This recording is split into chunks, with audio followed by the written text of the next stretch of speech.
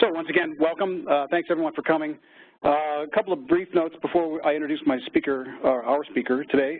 Thursday, the Delta Stewardship Council will be having its monthly meeting, and as part of that agenda, they'll be working on their own series entitled Data to Decision Making. And they're going to have a focus at the Thursday meeting on how we use data, that is, to make decisions. And the focus there is on performance measures. So put that on your calendars and attend that meeting if you can. Again, that's Thursday for the Delta Stewardship Council. Today's speaker is part of a series. How do I? There we go. Whoops, no, I went too far. I'll start again.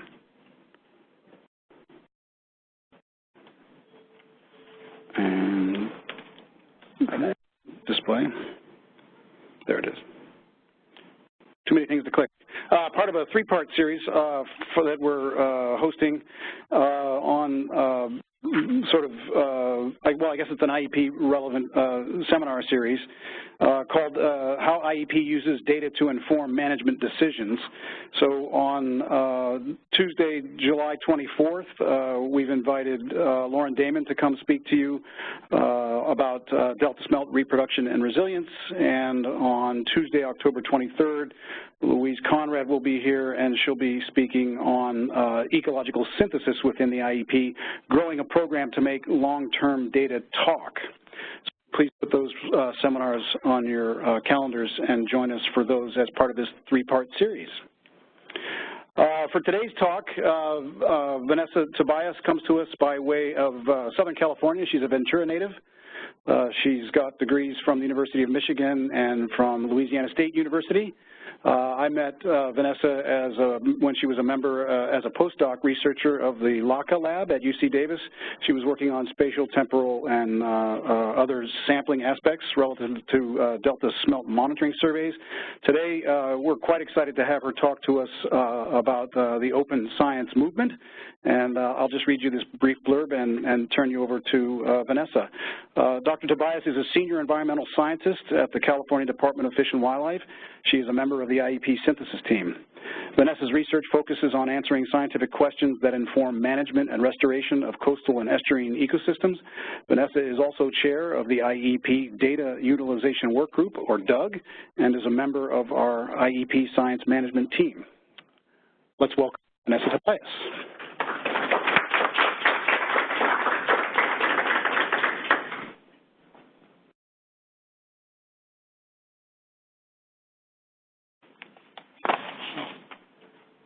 Thanks, Steve, for that great introduction. So I'm Vanessa Tobias, and I'm going to be talking mostly about open data today. I'm going to talk about a couple of different things. So we're going to start off with just, basics of what is open data, kind of the theory behind it, the movement itself. And then we'll also talk about IEP's data sharing efforts. I'm not going to pretend to be an expert about everything relating to open data. I'm not going to be able to touch on every single aspect of it, but I'm going to give you guys kind of an overview. Kind of the idea is to get this conversation started and to try to introduce the kinds of things that IEP thinks about when we think about open data and about sharing our data more broadly. So a little bit of housekeeping. I put my slides and a list of references up on Figshare so that you guys can go download it. So if you miss any of the information, you can go get it later. I just put it up this morning, so it might take a little bit to be searchable, but it should be there. And then I have paper copies of the reference list over there on the table, so you can grab them when you go out if you want a paper copy of that. But both the reference list and the slides from today are going to be up on Figshare. Okay, so what is open data? I think that that's a good question to start with. So I have four descriptors there. Open data is available, it's discoverable, it's understandable, and it's reusable. So what does all that mean? So available means that someone can get to your data if they want to use it, or if they want to look at it and check it out. It's discoverable, which means that if they search for it somewhere, they can find it. Understandable means that it has documentation that's sufficient for people to understand what is included in your data. How is it collected? What kinds of fields are in your data? That kinds of things. And reusable talks about the kind of license. So what kind of permission do people have to use your data? So if it's reusable, that means that it comes with a license that gives people permission to use it for different purposes. So when we think about open data, that's kind of what we think about, that it's available, it's discoverable, it's understandable, and it's reusable. But in practice, there's really a range of different states that your data can be in. So it's not just open or closed.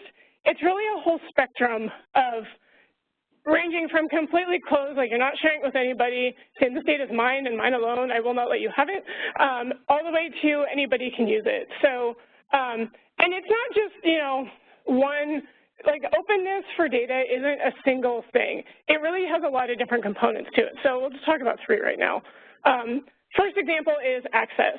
So who has access to the data? If it's closed, on the closed end of the spectrum, it's only internal people. So maybe you and the people in your lab, or maybe the people in your agency have access to it. On the more open end of the spectrum, anybody, the general public can use the data. They can access it. And then somewhere in the middle would be like if your data is only available by request. So if they have to send you an email, and you're happy to share it, but they just have to ask you for it. So that's sort of like in the middle of the spectrum. Reuse, so ranges from people aren't allowed to reuse it to it's in the public domain, so anyone can reuse it. And then in the middle, you might put some restrictions on your data to say, well, you can reuse the data, but maybe only for public uses. You can't make money off of this data. So that might be a kind of restriction. You might say that people, you know, there could be a lot of different kinds of restrictions on data sets. And some of those are really common sense things. There might be a good reason to do that. So something that I should point out with this idea of the data spectrum is it's not that closed is bad. Closed might be a completely necessary thing. For instance, you might not want to share patient data.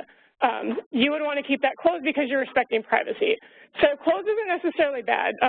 But when there isn't a good reason, we like to see things be open, especially when they're collected by a public agency.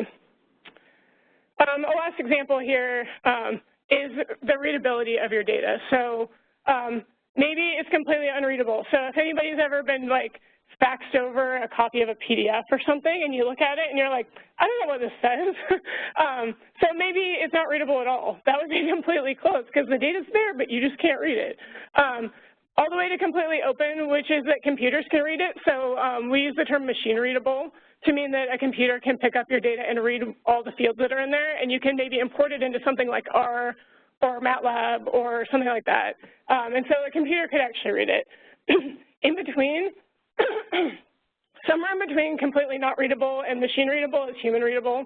So again, someone gives you that PDF, and you can read it with your eyes, and you can see that that says 10 in that box, but your computer can't tell that it says 10 because it's like an image. So somewhere in between is human readable. And again, there's reasons for all these things to exist. I think it gives you an example of where your data falls on the spectrum. And, you know, there's more attributes than I'm putting up here, but you can imagine that maybe the data is completely computer readable, but it's closed to access to the public. So maybe you can have data that's on different parts of the spectrum with different attributes. So again, data isn't ever just completely open or completely closed.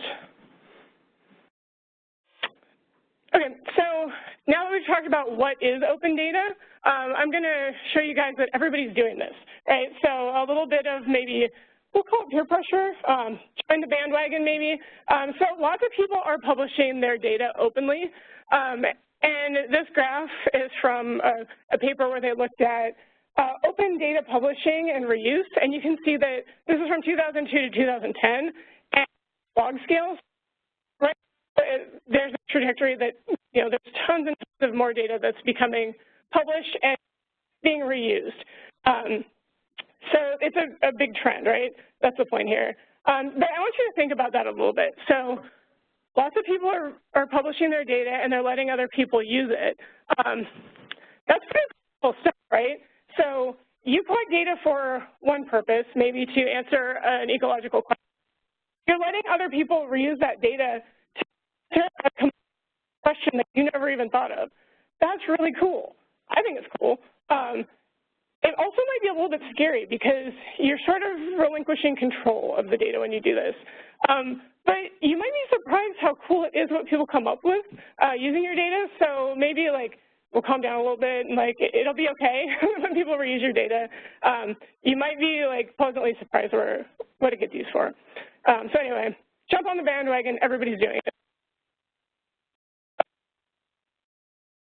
A huge rise in open data policies right now. So I pulled this from a paper, and so it's a little hard to read. So that's just time on the bottom axis. It goes from 2005 to 2016.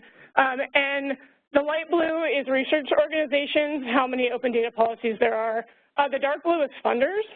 So, and then there's also, like, there's multiple different kinds of funders in there.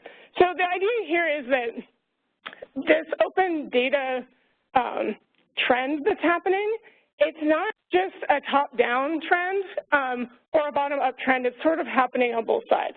So funders and publishers are also requiring open data. So it's sort of a top-down thing. It's a requirement of doing research and of publishing. But research organizations are also having these open data policies. So they're supporting their principal investigators. They're supporting their scientists and helping them make their data more open. So it's a little bit of, it's coming from both sides, and that's pretty cool too. Okay, so this isn't just happening in the abstract, like somewhere out, like aggregate land on somebody's, synthesis paper. This is also happening locally here. So you guys might recognize the Enhancing the Vision paper, the Data Summit white paper. So that's a local effort that's talking about how we can make our data more open. And then there's also AB 1755, which is the Open and Transparent Water Data Act. That's something that state agencies and some of our federal friends are also concerned about because it makes it necessary for us to publish our data to let other people use it. So it's not just, an abstract thing. That's something that's happening here too.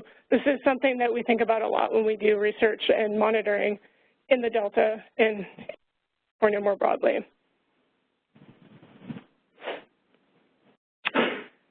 Okay, so the open data movement, like we can call it a movement in its own right, but it's also part of this broader movement of open science. So open science is kind of an umbrella for a lot of different open practices. They all sort of fall together. They're all sort of related to each other, and they all kind of support each other. So you can see open data is under the umbrella there, but there's also things like open publishing. So open access journals also usually require your data to be made available, so they kind of fit together there. Open methods goes with that because people will publish their methods in a way that other folks can use it, and it's all part of that open access thing, all falls under open science.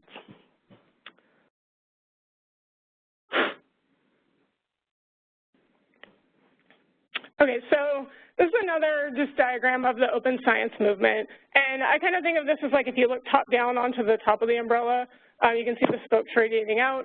So again, open science is the movement, and this diagram shows that open research and that includes open data. And then there's open access publishing, and then scholarly communications. And so again, you can see that this is coming from funders as well as, these are practices that labs would use. So sharing methods, having notebooks like that where they would be publishing their ideas as they go. So it's all part of this big open science movement.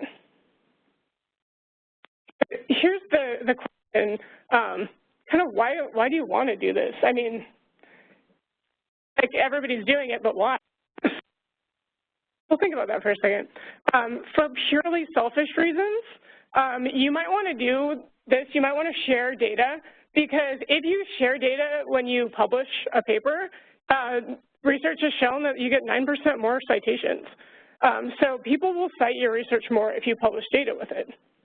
That means you get more impact. So it's making your research more impactful if you share the data that goes with it. So one of the reasons that people think that this happens is because it lends credibility to your research. If you're sharing your data that underpins all your analysis, people it helps you show that your research, you're not hiding something, right? It's more trustworthy. So keep that in mind as we go, because I think that that's a big part of this open data movement is that trust aspect. And it's about like interpersonal relationships. So think about this as like you're doing this because you want people to pay attention to your research, but you also want to show you're doing things in a defensible way. Another possibly purely selfish reason to do this is it might save you some time. So the way things tend to go if you don't put data out there is somebody say, oh, well, you can just send me an email and I'll send you the data. Well, what if your data is really popular? You're going to be spending a lot of time getting an email, figuring out what the person wants, and sending it back to them, which is cool. If you want to do that, like if that's what you want to spend your time on, great. If you don't want to spend your time doing that, that's sort of this model. So this comes from the Data Summit white paper. So you're sending the data directly to your users. If you don't do that, maybe you want to think about putting it into a portal or a data repository. And so you put the data in there with some documentation that lets folks find it. So it will help them search for it. You put some keywords in there. You put that metadata, that information about the data, you put that into the portal along with the data. And then when your users want to get the data, they just go to the portal. And then you can find out usually who's using it, or maybe they'll send you a nice email that says, hey, thanks, I used your data, and you'll know. So that's kind of awesome because now when they want to use it, they can just use your data without having you have to put information into that or time into it. So another sort of benefit of putting your data into a repository and making it open like this is that it enables synthesis. So I work in the synthesis team for IEP, and so this is a selfish thing for me maybe. If all the data that we collect is available and I can just go download it, it makes things faster for me because I can read about what the data is, I can find out whether it's something that I need, and I can just go get it. It saves me from having to ask people to spend their time to help me do my research. And, it's just easier, really. But it's, like I said, it's really selfish, and that's okay. So another thing about having data in portals is that there's been some research that was done. They sent out a survey, and they found that about half of researchers in the U.S. found that requesting data and not getting a response, about 50% of people said that impacted their research negatively. So if we can get rid of that barrier to doing research and to doing really good research that incorporates a lot of different perspectives, then I think that's a positive thing. Okay. Okay, so I talked a little bit about synthesis already. So open data really is the foundation for synthesis because the idea with data synthesis is, you want to incorporate data from different streams and make a cohesive story out of it. And if you're trying to make that cohesive story, it's not a good thing if you're missing information. So the more information that's out there, the more you can find, the more it's searchable, the more it's machine readable, the easier it is to put it into these synthesis products. And that just makes things easier, and it makes our synthetic research more complete. And I think that that's really helpful because, part of this seminar series is talking about how you get from data to decisions. If you're making a decision based on synthesis, you really don't want to have a piece missing from it. So I think it's important to have open data to underlie our synthesis projects.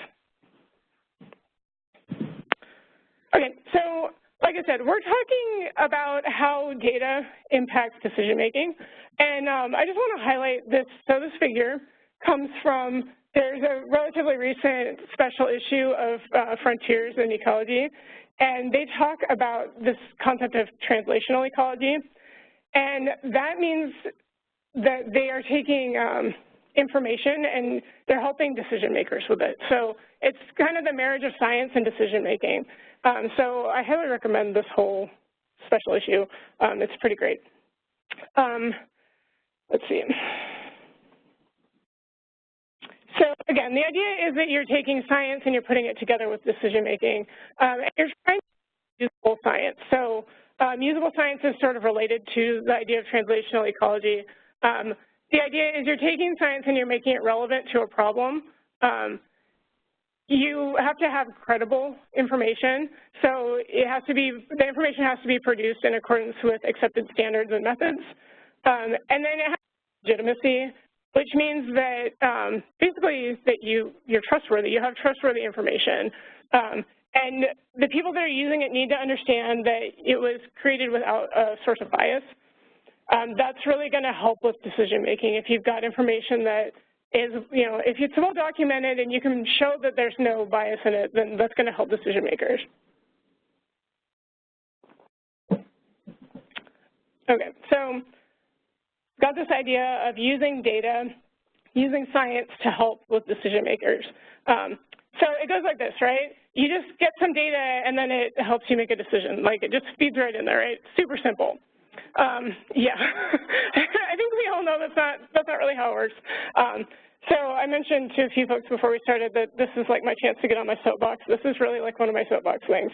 So just because you have data doesn't necessarily mean that you have everything you need to make a decision, right? Especially when we're using monitoring data, the kind of thing that IEP collects, it's not always a straight line to the decisions that we need to make about management, about things that are going on in the delta. So it's usually a lot more complicated than that. So first of all, oh wow, my that was those little F and D or whatever. That was an Esri font, and so it didn't show up there. I should have made that a picture. So imagine that the F's are fish, and the D is a little plant. So somebody has to go out. There's a whole process of monitoring that comes before you even get the data. You need to design the study, so that's going to affect your data quality. You have to send people out into the water to go get the data. So imagine, like, there's a whole step here.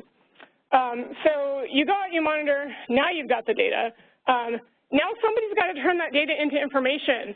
And so that's where data analysis and synthesis and visualization comes in. So you have to turn that data into something that the decision maker can use.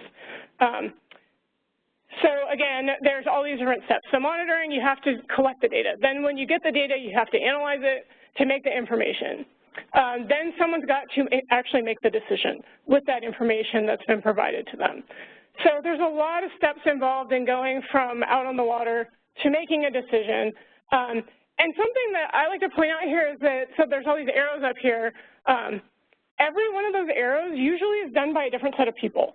So you have to have people who trust each other. You have to have some way to show that, like, the data was collected, in a trustworthy way. You have to document it. You have to make sure that the people that are using the data understand how the data was collected all the way back up to the monitoring phase. And then the decision makers need to understand all that information too, because they need to know what the caveats are that go with that information. So this is already getting complicated, and I only drew you a straight line diagram.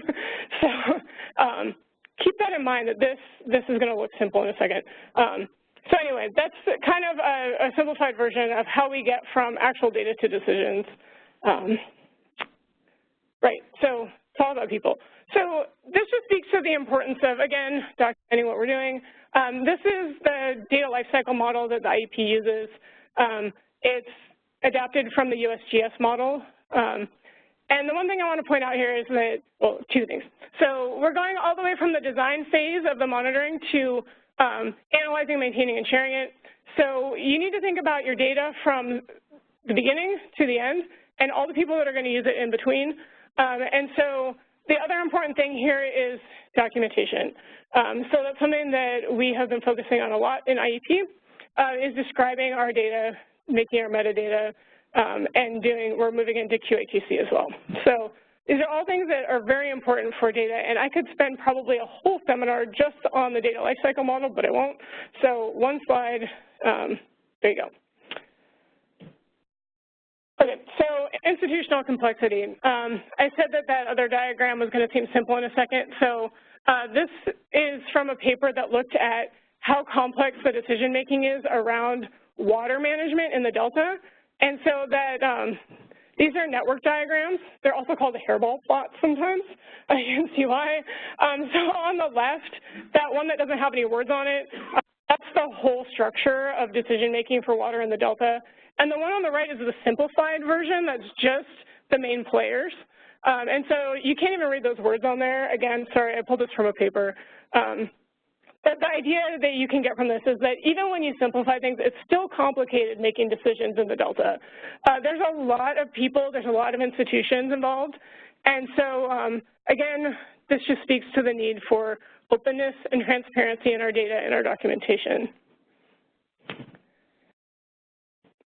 Okay, so we're going to collapse that down just a little bit more and focus on just 9 agencies, which is the agencies that make up IEP. So I'm going to transition a little bit into just talking about what the IEP is doing with our data planning, and our open data initiatives. So the Interagency Ecological Program, or the IEP, it's a consortium of 9 agencies for folks who don't really know us. There are, well, there you go. You can see all of the agencies that are involved in IEP. And so we work on doing monitoring and science. We coordinate those efforts for the Bay Delta. So all of our stuff is related to the Bay and the Delta. So here's our kind of motto, and this is from our lead scientist, Steve Culberson. So science, synthesis, and service, those are our 3 big goals. So for science, we have our science strategy that's online. We're working on a new version of the science strategy that kind of focuses on the important, the hot topics for science that we're working on. I'll do a little plug for the other seminars in this series. So Lauren Damon's seminar on Delta smelt research is a good example of science that's happening for IEP. So you can find out about that soon. The synthesis part of it, so again, I'm part of the IEP synthesis team. There's a bunch of folks in IEP that work on synthesis science. And the idea is we're trying to make a cohesive story out of multiple lines of evidence or multiple data streams. And so Louise's seminar is going to talk about how we do that for IEP. So you can learn about that there. And then the service aspect for IEP is really about collaboration, communication, and doing outreach. And that's a little bit also where some of this data stuff comes in. Okay, so IEP has a ton of data. And some folks will say, actually, IEP doesn't have any data, which also is kind of true. Because IEP, again, it's a consortium. And so when I say IEP data, what I mean is it's data that's associated with the IEP work plan. So it's part of our group of studies that we say are IEP studies. So, right. So IEP has a ton of data. We have a really long history of monitoring the Delta. Some of our studies go back like 30, 40 years. So we monitor a ton of different stuff. So things like water quality, temperature, fish abundances and distributions, zooplankton, even clams. So we go through the entire water column and the entire Bay and Delta. So when you've got all this long-term data, there are some challenges associated with that. So things like, there's data distributed over multiple agencies, keeping track of, who did what, all the different data management aspects of that. So thinking about, who's using the data, how are we going to make sure that our data plays well together so that it's interoperable, those kind of things. So those are all challenges for the IEP with its huge amounts of data.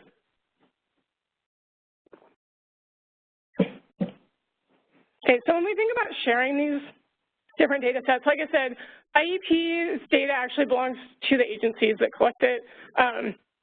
So we're trying to coordinate lots of different folks. And people sometimes are afraid of sharing their data because they're afraid they're going to get sued, right? They're afraid someone's going to publish out from under them. And so one of the challenges that we also have is making sure that folks are, we're protecting them a little bit. So making people feel secure and making sure that they get credit for the work that they're doing. So that's something that we've been working on as well. So enter the Data Utilization Work Group, also known as the DUG. So the DUG was formed in 2016, so it's only a little over 2 years old. And It's a technical team. So in IEP speak, that means that it's a closed group. It's made of just people who are part of the IEP agencies. And the reason that we did that is because we wanted people to feel comfortable raising issues and so that we could help people figure out how to address those before it went public. So all of our products are public. We share them hopefully soon. It will be out on our website.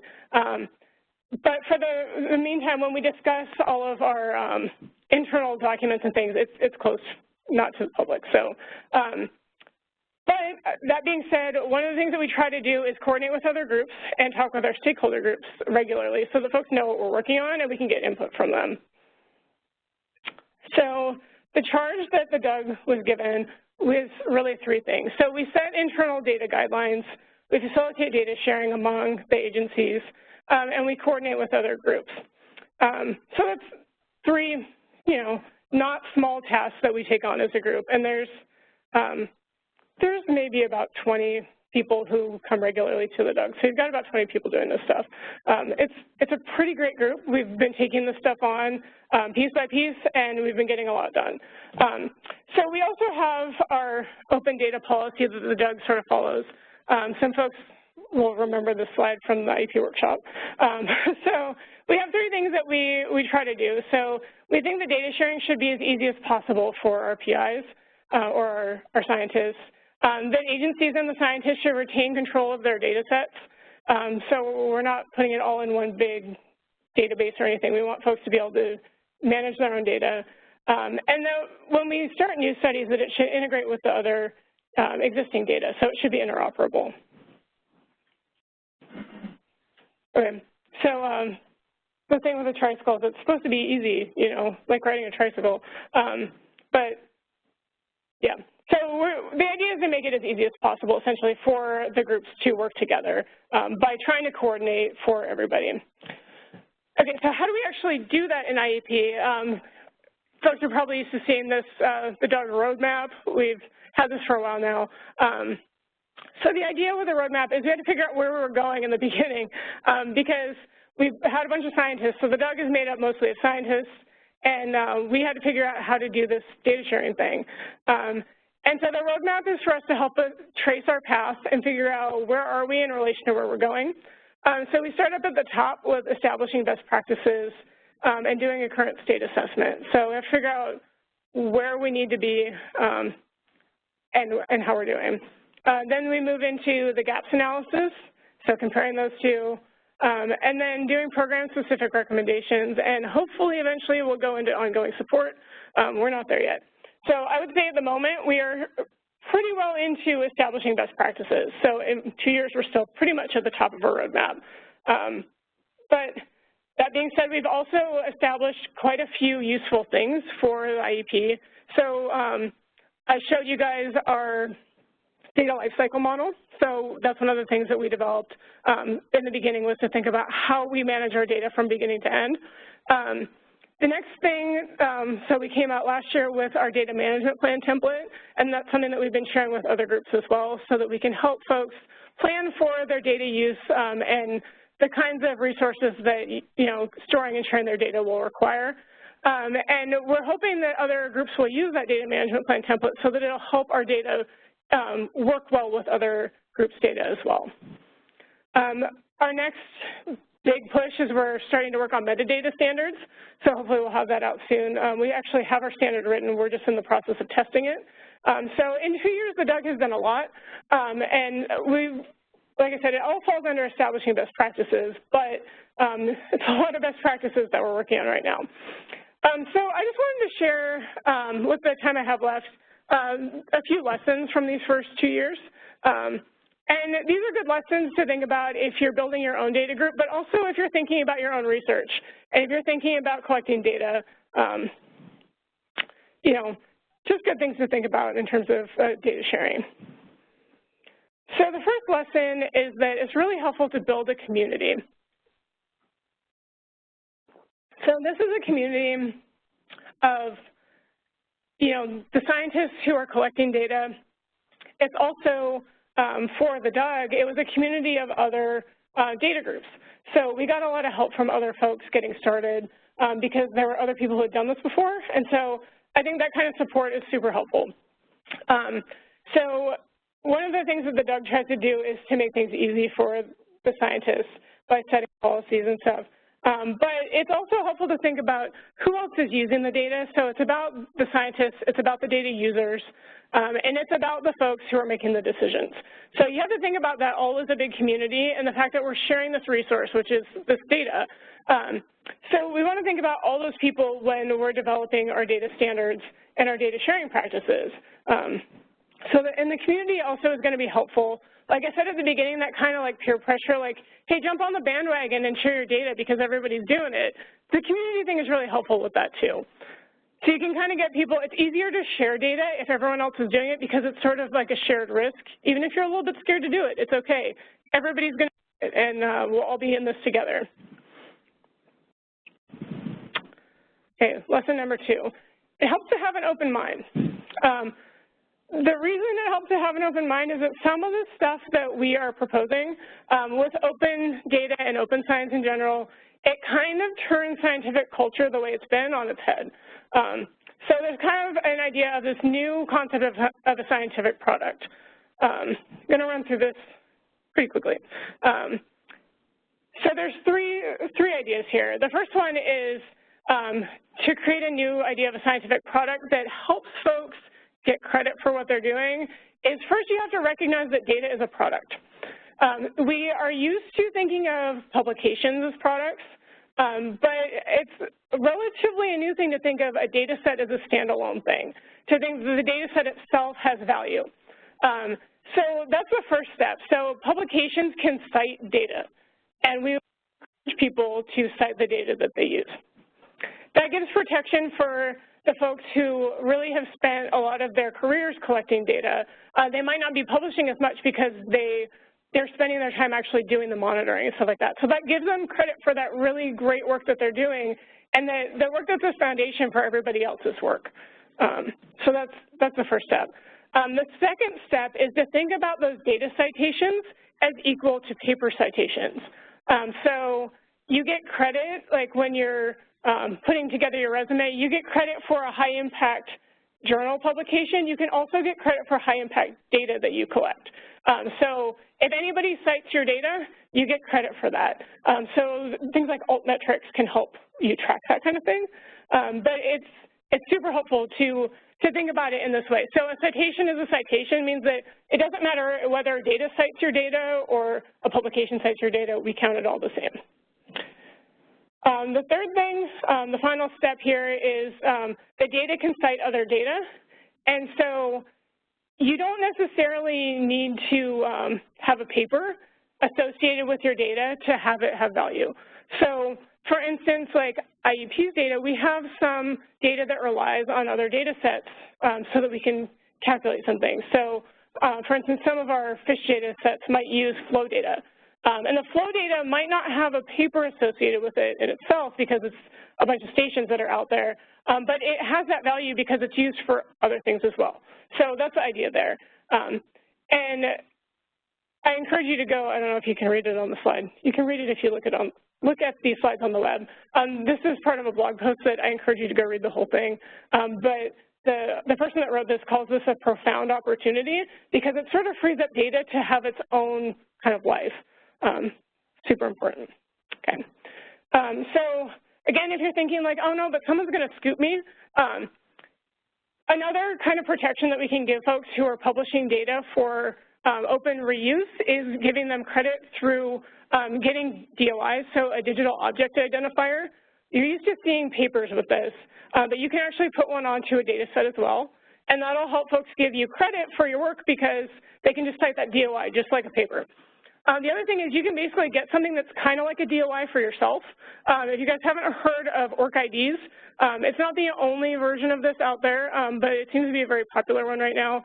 So you can get a researcher ID number for yourself, and you can tie it back to your publications and to your data set so that it's easy to track who is working with data sets. And that's something that the IEP is working on right now. We're getting digital object identifiers for our data sets hopefully soon. And we're encouraging folks to get an org ID so that we can tie those two things together. It's going to help people get credit for what they're working on. Okay, lesson 3. There are many paths to open science. There are many paths to open data. And this next slide is really cluttery, and I apologize for that. So this is from, actually, this is one of my new favorite papers in the entire world, this Hampton paper. So they talk about paths to open science, and we'll go through all of these. But basically, the one on the top, the one that's in grayscale, is sort of a traditional publication path where most of the products, most of the development is not open to the public, but some of the products are. The one in the middle is sort of a more, the development process is closed, but it shares the analysis openly in all of the publications. And then the third one is sort of the most open version where none of the steps are closed. They try to do everything in a way that allows people to ask questions and things like that. So I highly recommend this paper. Again, if you want to learn about different steps towards open science and open data sharing. But the reason that I really wanted to share this was that it's important to think about when you're thinking about your own data and you're thinking about data sharing, think about what makes sense for you. You don't have to choose any one path. It's not that path number 3 there is better because it's more open. It's not that closing stuff off is necessarily bad. In fact, in some cases, like I said before, it might not be a good idea to share everything openly because of privacy issues. You might not want to publish the locations of, say, endangered species because there are issues with that. So it's important to think about as a researcher or as an institution, what path makes sense for you, and have reasons for that. Like, think about it critically, like what's our goal and how are we going to get there? What serves our purposes and what serves our community? You know, the folks that are going to be using our data, what are we going to use this data for? Who's using it for what kinds of different decisions? And plan your process accordingly. So one of the lessons that we learned with starting up the data utilization work group is that we had to figure out what this path was for us, and we had to figure out a way that was going to work well for all 9 of our agencies and our stakeholders. And so we're still figuring this out, but it's, you know, a critical discussion that's happening right now, and it's pretty exciting that we get to, you know, think about this stuff and plan our data sharing sort of intentionally.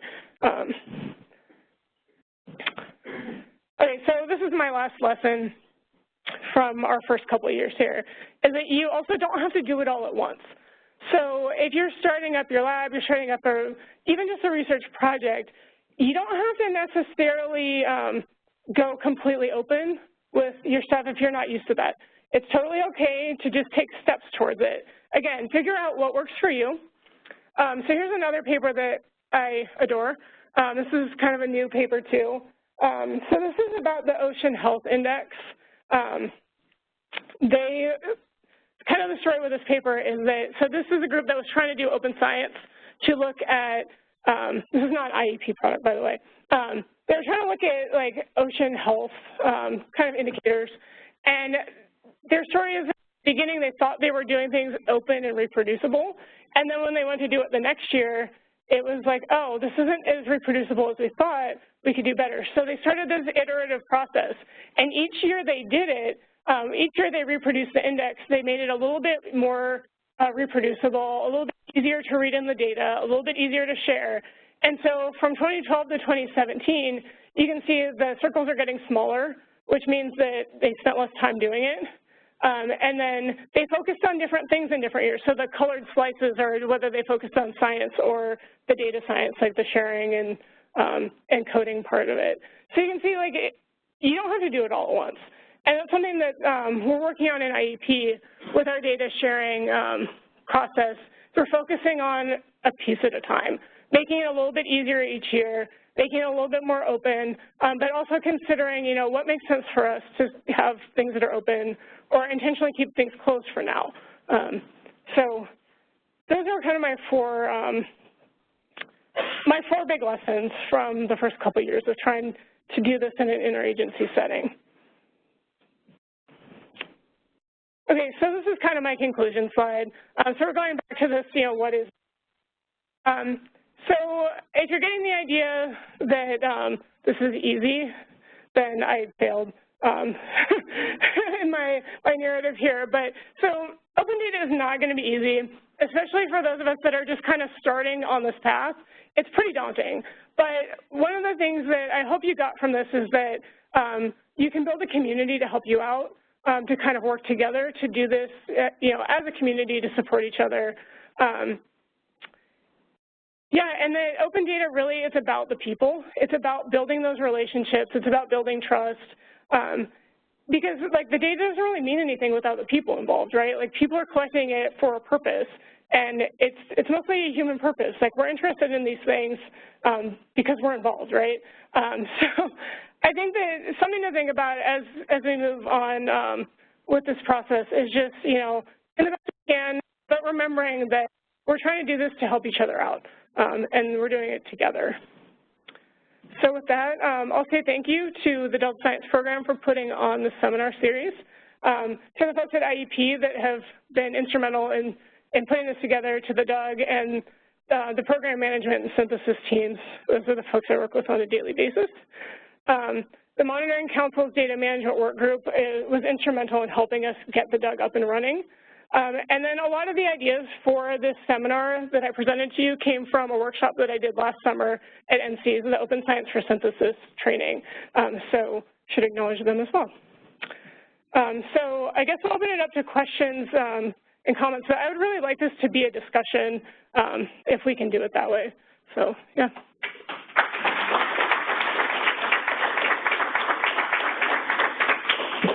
Okay, we have some time for some questions. We'll start over here.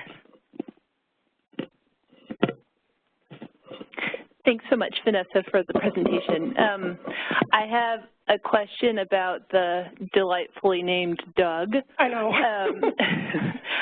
As you guys were going about building guidelines, do you, at any point, and you touched on this briefly in your presentation, did you evaluate the different licenses that were sort of used by the different IEP agencies, and did you provide guidelines or thinking about, I don't know, some of the more permissive sorts of licenses versus the copyleft ones? And I don't know, just anything you can share on that would be interesting. Yeah, that's a good question. So one of the things, I didn't really touch too much on the history of our data management plan development, but that's part of our data management plans is we had people find out what are your rights and requirements for your data. So if you're going to share this with somebody, what are they allowed to do with it? And that was actually one of the biggest learning points for us last year, was finding out that a lot of agencies either don't have a data sharing policy that was explicitly told to their scientists and they had to go find it, or people weren't even sure what that was. So we were sort of in a place where we were actually learning about, use requirements as we were going. And so we had a plan to have the data management plans out for everyone to see. They were going to be on the website, but we've had some issues, so that hasn't happened yet. But yeah, so we have been looking at it from an internal perspective of what do the agencies expect from their data sharing? And for the most part, I think what we found was that reuse is fine as long as there's a citation. That's kind of been where people landed. That's from my own recollection though, so if you look at someone's data management plan and it doesn't say that, refer to that. don't go by what I'm saying right now.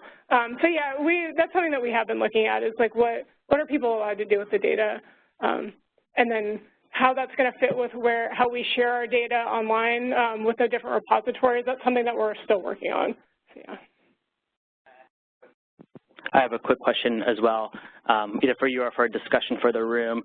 You talked about lesson 2 and how the data sets themselves can be a product, and how those data sets can be referenced or cited. Before a data set gets cited in a paper, does the data set itself need to be peer-reviewed? Can the data set be peer-reviewed? Yeah, that's actually a good question. So there are many different ways to get a data set published. So there are data papers where you publish the data set in a journal, and it has a short, maybe a couple-page paper that goes with it. So I think ecology is one of the places where you can publish a data set. So you can do it that way. You can publish it on a repository without a paper associated with it. So there's things like there's a federation site called Data One. That's just one example. It's just one that I happen to know about.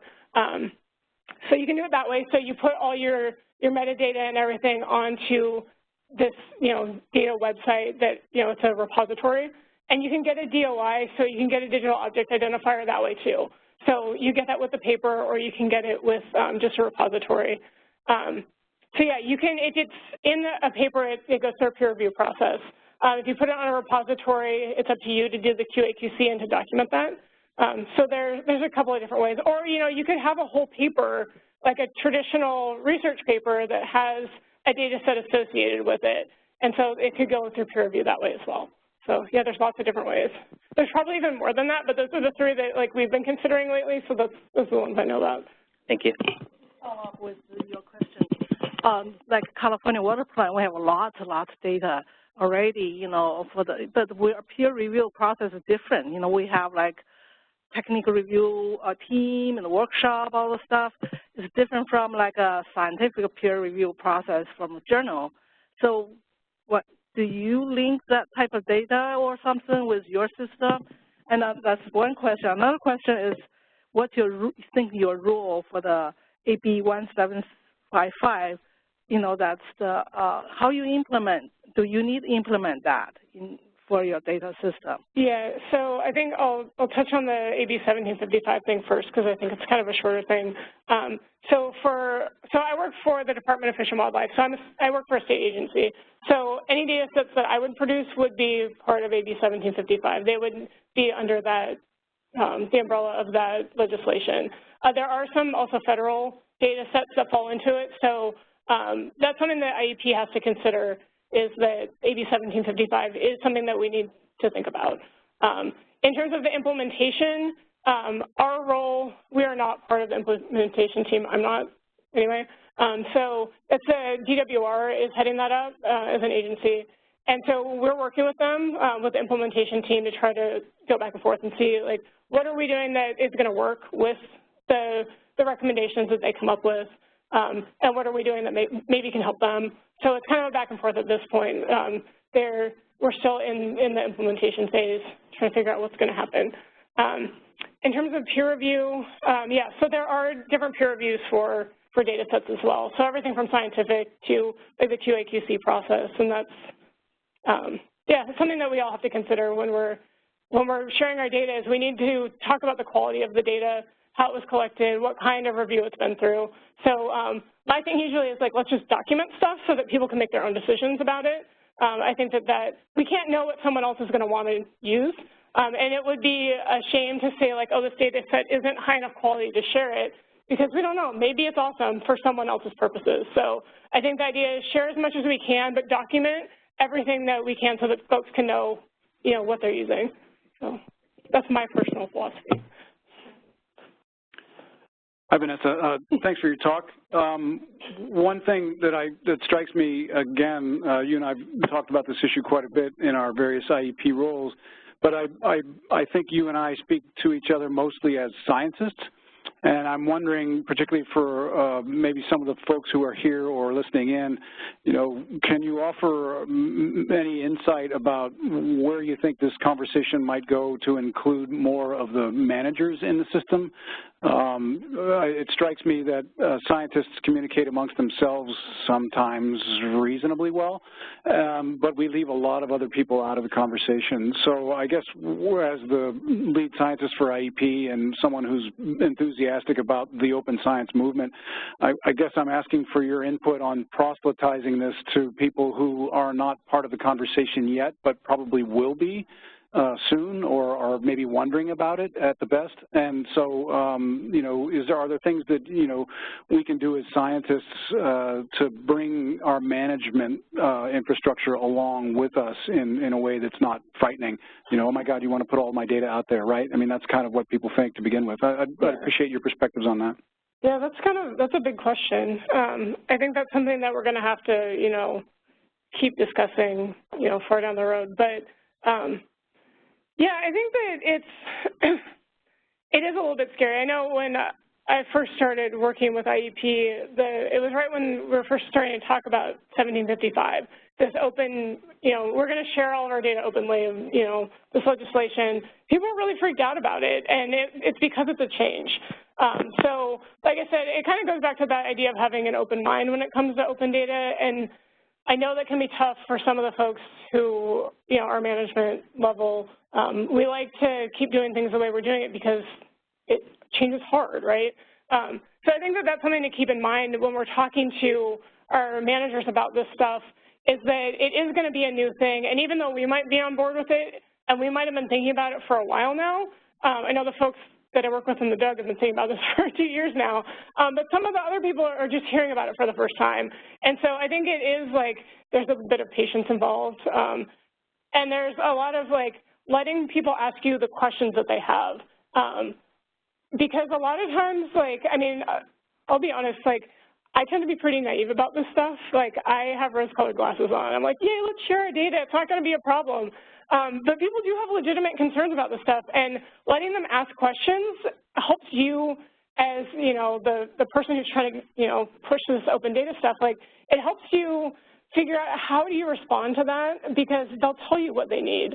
So letting folks tell you what their concerns are, and figuring out ways to address it that are meaningful. It's not just about okay, tell me your questions, let's move on. It's hey, let's actually address that. I think if people realize that we have the support, and for IEP, that's what the DUG's role really has been, let's do the support that goes along with creating these data policies. I think that that's going to go a long way to making people feel comfortable. At least it has in the past. We definitely got a little bit of pushback on some of the things we recommended initially, but once people saw that it was useful, and they realized it wasn't really going to take that much time. For instance, our data management plans, it's a 2-page document. But it was, like I said, there were some questions there. People didn't know how to answer some of the questions on there, but we let people, give them a contact. I had lots of emails asking for help on stuff, and I'm happy to do that for people. So basically, having a personal connection with people is, again, it's all about people. Do the support, try to do things as transparently as possible and make people feel good about it is essentially the idea. Yeah, there's always going to be something new that pops up. So can I follow up with Steve? Sure. And, I'm engaged right now, Cal EPA. There's a more structured decision process is for report data. Basically, there's a 2 layer. There's 1 layer is advisor group. So that's engaged with more management. So feedback, what recommendation on that role. And another layer is a work team. So that's focused on, develop data, the product, all those things. I think maybe structured decision process is another way to think about it.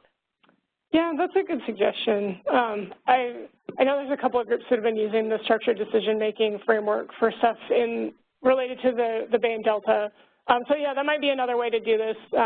It's not the way that IEP has been going so far, but that's, yeah, for a different structure, that might work great. So yeah. Last question. So this is more of a comment rather than a question. Going back to Steve's point, the slide that you showed with that range going from closed to open is also something that sets managers at ease, because they know they don't need to, they can take this slowly and they can keep partially closed and partially open. And so I think the approach that Vanessa has taken, even in the talks that she's given, should allay some of their concerns. Thanks. And I want to remind people, I just wanted to remind people that a lot of the references and sources that Vanessa talked about are here as a handout as they leave. Great. Thank you all very much. Thank you, Vanessa.